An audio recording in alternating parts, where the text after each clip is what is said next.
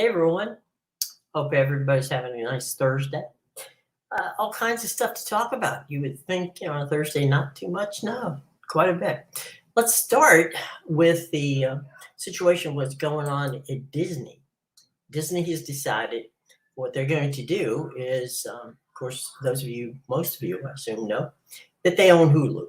And what they're going to do is they're going to wrap Hulu into Disney Plus. So if you happen to be a streamer who has Hulu and Disney Plus, from now on, and when I say now, it'll be about a month or so, in a couple months, Disney's situation with Hulu will be just Disney Plus. Everything will be rolled into Hulu. Now, it's exactly the same thing that Warner and Discovery's doing. So Discovery has decided that what they're going to do is they're going to move to Discovery Plus, which includes, Discovery, Food Network, HGTV, Magnolia Network for Chip and Joanna Gaines, for all those you fans out there who are Baylor folks, you know them. And they're going to roll all that into Max along with TNT and TBS. So hockey and basketball and all that fun stuff on the 23rd of this month. You would know, put that on your calendar if you're a Max, subscriber, as I am. It's HBO Max. It will just be called Max on the 23rd. So what we're seeing right now is we're seeing consolidation. Consolidation is, a good thing because you don't have to have a multitude of apps. You can just have one or two apps, and they cover a bunch of different networks that should frankly all be together anyway. As a matter of fact, many of you who have ESPN Plus, 61% of ESPN Plus comes through the Disney bundle. So whether you have Disney Plus and ESPN Plus or Hulu Plus, Disney Plus and ESPN Plus, it's all together in that situation. So I think that's a good thing. We talked a little about last week that the Phoenix Suns and Phoenix Mercury had done a deal with Gray TV in Phoenix, which we were excited to see about that coming forth. But Bally's decided that they're in bankruptcy court, and they do not want to see their assets leave. So they filed for an injunction, and the judge decided that that would be fine. So they got their injunction, and so at least for now, the Suns and the Mercury will not be seen on local TV in the Phoenix area. It'll be on the RSN, on the Regional Sports Network, Bally's, which is where you would see the Suns, normally. So that's a test case, and we'll see how that works. As we said before, Bally's out in Los Angeles. The Clippers did a deal with CW, and they're going to launch their own network. And we talked about the same thing with Ion, which scripts in Las Vegas with the Golden Knights. So all of those potential interesting things will be coming around, and we'll see how that all works out as we get closer to the season. But those particular two things or three things that we talked about last week are, unfortunately, for the moment, Bally's has been able to hold, serve in that regard. So CFB, how are you doing, buddy? I don't know how long I'll be able to stay too, but you're always welcome. It's good to have all of you here. So we're just saying that Disney is rolling Hulu together, and so we're going to have that. 61% of ESPN Plus subscribers come through the Hulu Disney Plus bundle. So there you go on that. And starting on the 23rd of this month, if you're an HBO Max subscriber, then you're going to be able to get all of the NHL and NBA playoffs that are on TNT and TBS you're going to be able to get those on Max, which will be more sports friendly as they move forward. And let's see, we did talk about just a couple of minutes ago about the fact that we were going to see that Bally's has staved off the opportunity for the Suns and the Mercury to get together, and so we're going to see. So let's go to the questions. But with streaming becoming more prominent in the main form of sports broadcasting, does it open the door for non-revenue sports to make money or become valuable by streaming? Absolutely. That's a very good point. Very good point. All content becomes important, right? And if you have a package where all of this is already integrated into it, you can promote it. You can cross promote. You can have your baseball, folks with the basketball folks, and talking about that.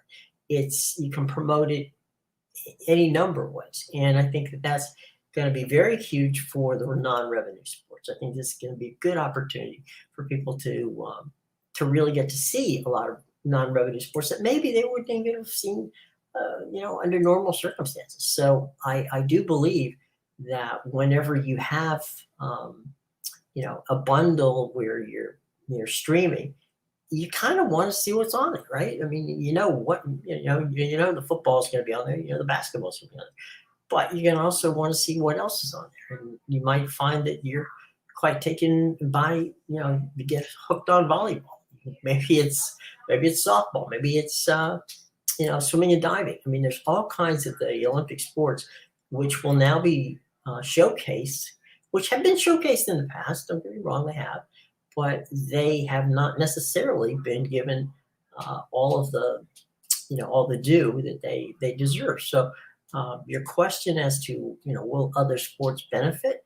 Absolutely. Absolutely. I think that they will benefit, and I think that people will find, that they enjoy watching it.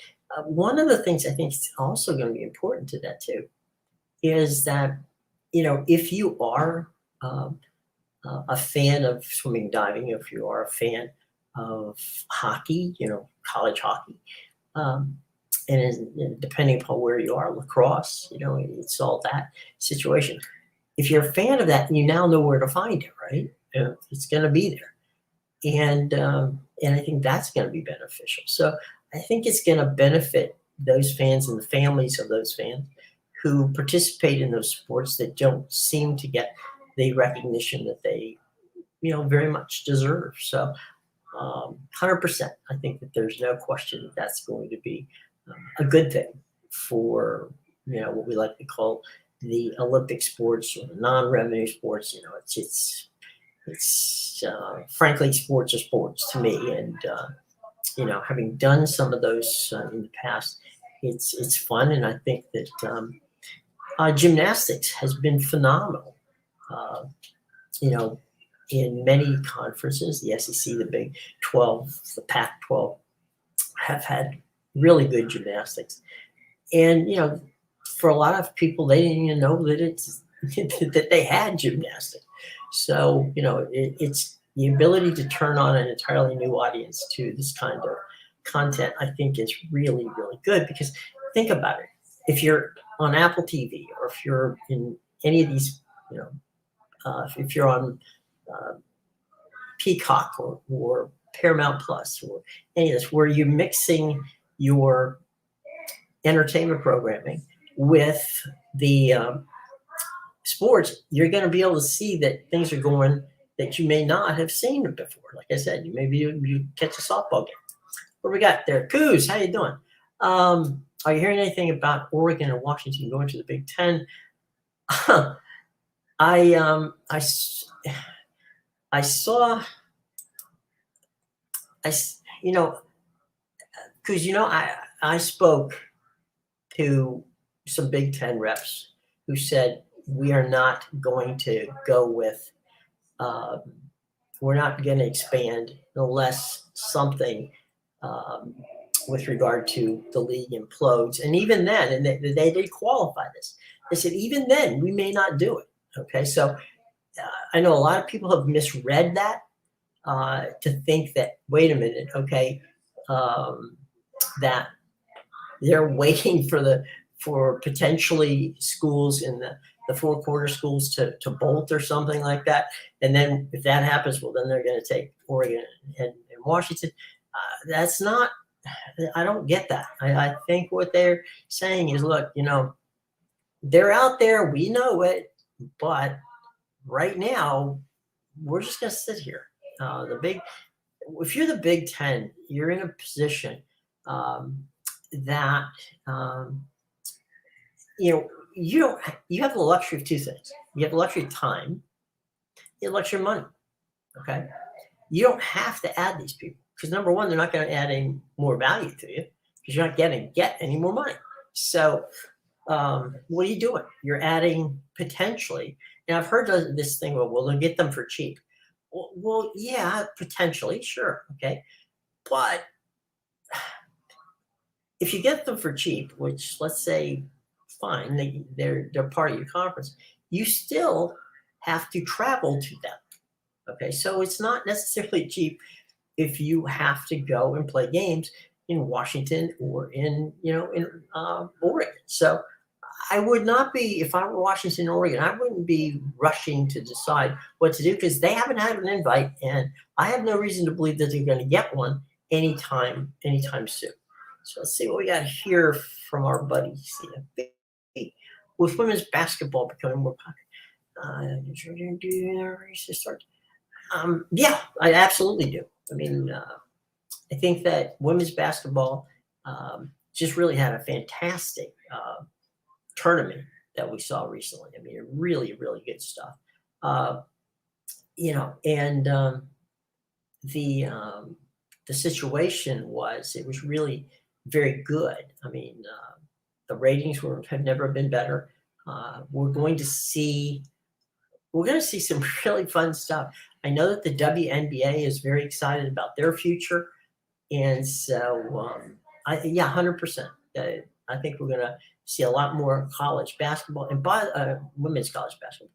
And by the way, some of the ratings for women's softball have been right up there with some college football games. So keep a lookout for women's softball as well. And we got the Cougs. Yeah, I saw Brett said that with our buddies at Sikkim yesterday.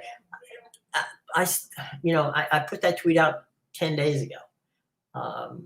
Not that I'm saying anything. Brett and I go way back. Brett used to be the USF reporter for the Tampa Tribune, and so Brett and I go way back. He said he's a fantastic guy, love him to death, and he really does a good job. But yeah, he's hearing the same thing I heard, and that is they have no interest. They, meaning the Big Ten, have no interest in blowing up, which they already did to some extent, the Pac-12. So the blood on their hands has already been there. So we'll see what that's going on. What we got here with the big Oregon, Washington prevent. No, I don't think so. I don't believe that's. I don't think. Yeah, here's something that may not come as a surprise to you guys.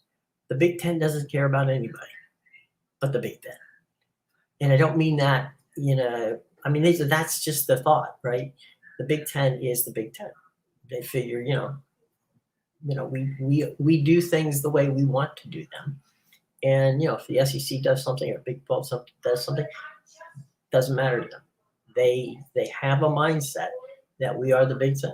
And, we're different because, we've been the big conference on the block and have been that way for years, decades. So there's no reason to do that. I don't think they even think about the Big 12, to be honest. If Oregon and Washington were to go to the Big 12, would it offend them? No, I don't think it would offend them in the least. I don't think it would affect them in the least because they're not going to get another. I think we talked about this yesterday. You're not going to get another contract that's as lucrative as the one you have now. So the addition of Oregon and Washington is not going to make any more money for you. It's just another two mouths to feed and travel. So, I think that's why both what I heard and what Brett heard was, we're hearing constantly about this being used against the Pac-12 from a TV standpoint of must have and like to have. Okay. Well, the Big Ten does not have to have Oregon or Washington to survive. As a matter of fact, if you think about it, where would the Oregon and Washington come into the Big 12, right? They would come into the Big 12 somewhere in the middle level of the Big 12. I'm sorry, Big 10. There's Ohio State, there's Michigan, there's Penn State. Where, on that hierarchy, they just added USC and UCLA. They've got Wisconsin. Where in that stratosphere does Washington and Oregon fit?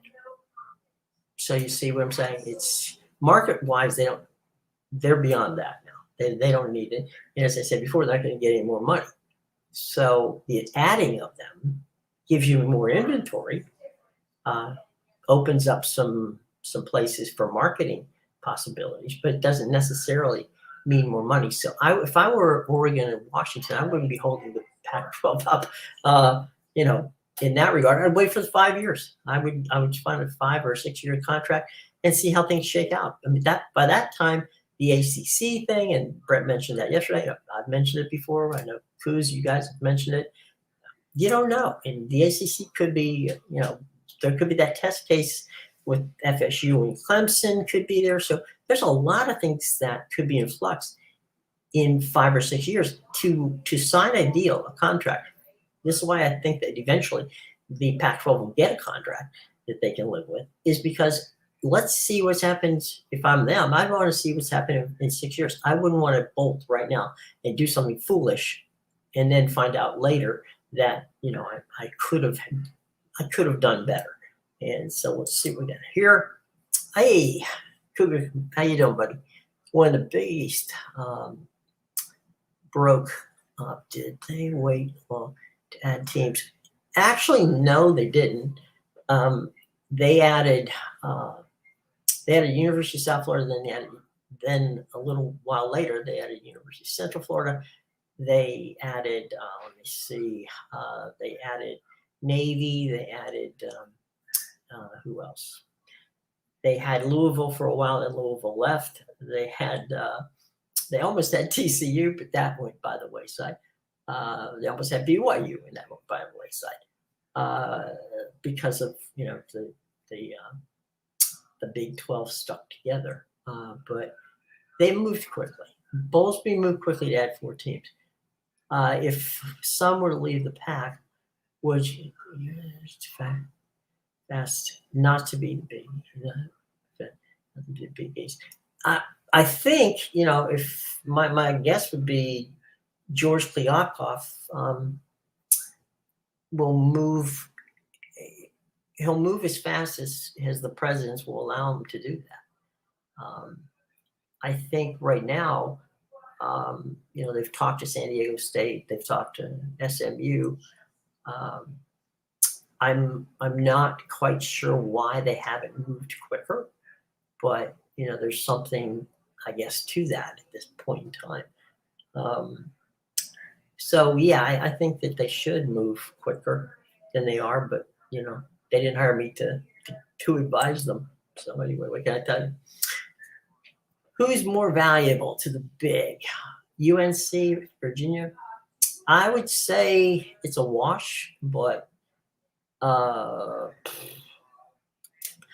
know they've had their eye on North Carolina and Georgia Tech. Okay. And let me tell you why. That North Carolina and Georgia Tech, to them, would be a stick basically right in the eye of the SEC. I mean, if you plant a flag, a Big Ten flag in Atlanta, Georgia, trust me, that's a statement to the SEC. So that's kind of like the dagger. Not, I mean, look, Georgia Tech, athletically, it was a middle of the road team, teams. But the fun part is, as I said before, you get to set up shop right in the middle of the Southeastern Conference, and that's where they have their championship games and some of the other stuff. So yeah, that would be a punch if they could get there. So the UNC, I think it's UNC and Georgia Tech, not UNC or Virginia. That's where I'd be worried if I were Oregon and Washington. My producer is giving me some stage directions, or thank you very much, producer. So let's see what we got. Josh Neighbor. Josh is a really good guy. And I was sorry to see that happen. I think what he was trying to do was illustrate what happened. I mean, people didn't hear it. You want to hear things in context. I think that that he did what he felt was the right thing to do. And if the folks at Locked On decided that they would fire him for that, I think that I don't think it's right. I mean, Josh is a really good guy. He's a stand-up guy. He really does. He does good work. We've chatted a number of times. He's a very solid guy. I was sorry to see that, because I do know that Josh is an honest person. Now, with regard to the Huggins thing, look, anytime you put something that is, controversial on the air, you run the risk of somebody getting angry about it. And but I'm not quite sure. I mean, if I don't know, I'll reach out to Josh, but I don't know if Josh had, let the Locked On people know what he was going to do, which I think would have been wise. And knowing Josh, he probably did. But I do think that I did see the firing of that, and I was a little bit confused as to how that came down. But I'll reach out to Josh. Maybe he'll drop by and we'll be able to talk about it. All right, Brett, I personally think swiftly to add schools, potential for teams to leave. I would be shocked if Kliavkoff didn't have a plan. I'm sure he has a plan. I agree, 100%. I 100% agree he's probably got a plan. Who those schools are, I have no idea. But if we are to track what he's doing so far, he's got San Diego State, he's got, and he's got SMU. I would, if it were me, I'd go to Tulane. I think that would be a good ad. And I know that they haven't really talked much about it, but I wouldn't go to Rice yet. I mean, they're a fine school, but they're not going to bring you anything. Absolutely Tulane. And I'd go back west and maybe pick up, who would that be? I would do UNLV, but they're not going to do UNLV. But we'll see. But that's what we can do, right? Let's check and see what we got here. Oh, hey, Brett, here we go. What has most value to conferences or media with their media partners, markets, branches, engagement, rivalries, 100%. Engagement's good. There's no question about that. Brand and history, brand and history used to be a lot of importance, but rivalry now is there, because brand and history, we have so many new things on the horizon, right? I mean, you've got new programs that have popped up and done very well. Coastal Carolina, you guys, those of you in the Big 12, look at, you've got two really good brands that have kind of popped. I mean, Houston has always been around, but they're popping back up on the radar. UCF, Central Florida. Again, a growth stock there too. So yeah, I think that the two things that they want now is engagement or rivalries. They've already got the markets. I mean, uh, I don't think that that's, at one time that was the theory of the case, but I don't think that is necessarily the theory of the case any longer. Attendance does help too. There's no question about it. Nobody wants to televise a sporting event where there's nobody in the stand. That's not a good thing from that standpoint. Plug a hole. Okay, let's see what we got here. My guess would be some of you. Who's Colorado State, right? Okay, Tulane Rise. Maybe Memphis. I'd love for USF to get there, but yeah, they would be. I would put them in, but I don't know. Let's say, but you could think about it. You could go USF, Tulane, right? SMU, and SDU. So you could go coast to coast on I-10 and basically have the I-10 portion of the league. Let's see what we got here. What is the decision to split national games into regional? Years ago, ABC and others would show the ACC in the East region and the Big 12 in the West. Same time, why did they do that more? I don't know why they don't do that more. I think that they will probably do it more because they've got a great deal of content now that has to be fit into certain windows. And so I do think that we're going to probably see it. What normally they do with that is they take that 3:30 window or sometimes the noon window, and they put a game on ABC. And so that's that's the regional game is on ABC. And it's also simulcast on ESPN3 at the same time. So you're getting two games, but you're getting, depending upon where you are, you're not missing one game. You're just getting it on ABC, and the other one you're getting on cable. My guess is that that'll be quickly put over on ESPN Plus to take care of that. But yeah, the regional games are very good, and I hope that they expand that concept, because I think that's you really want to see teams that are in your part of the country, and when you want to watch something in a different region of the country, usually it's when two good teams are playing. I mean, you want to see that, but I have no interest in seeing Rutgers play against Indiana, but but the people in Indiana and New Jersey may. So there's going to have to be a place for all that. We don't know that right at this point, but we'll see. Okay. Boise State. Boise State, God love them. They've done really well year in and year out, but they basically don't seem to get a lot of love when it comes to the Pac-12, or for that matter, the Big 12, because the Big 12 had numerous opportunities to add Boise, and you would have thought they would have, but they didn't, and so we'll see. But yeah, I feel bad for Boise. I think that they certainly have earned their way. Everyone did. Yeah, it's an interesting situation, guys. Well, look, I got to get going. I think it's been a lot of fun. Let's see if we can get one more question.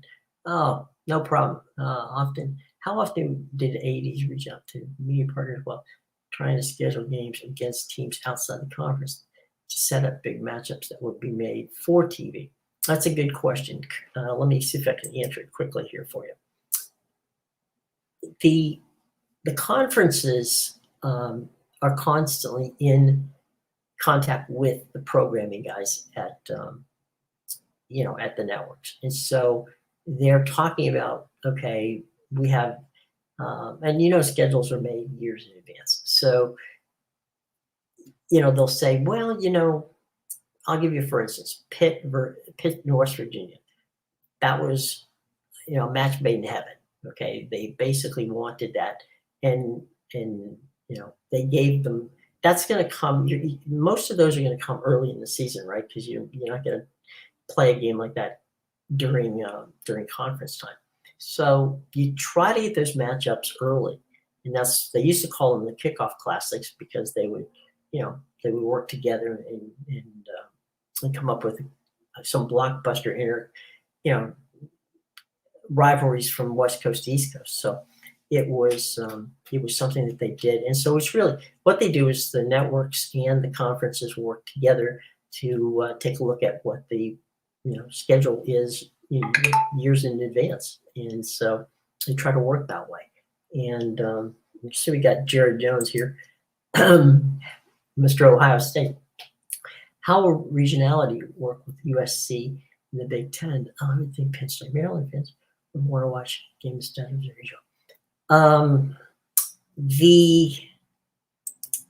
The way that the Big Ten is getting ready to do this is that they are going to they have 8 games on Peacock.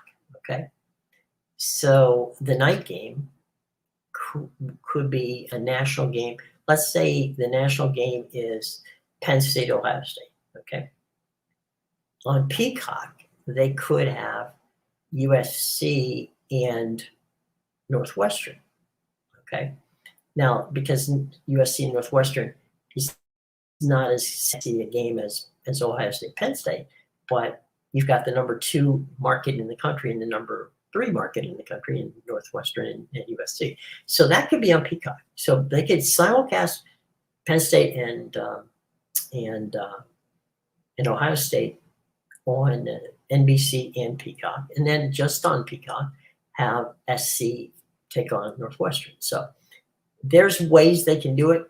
I believe that they're going to have some pretty interesting conversations as to how that's going to come down and what those 8 games are going to be like. So anyway, well, guys, thanks very much. We'll be back tomorrow. Have some fun and enjoy yourselves. And by all means, hang in there, guys. It's always a pleasure chatting with you. And we'll see you tomorrow. Okay, take care. Thanks.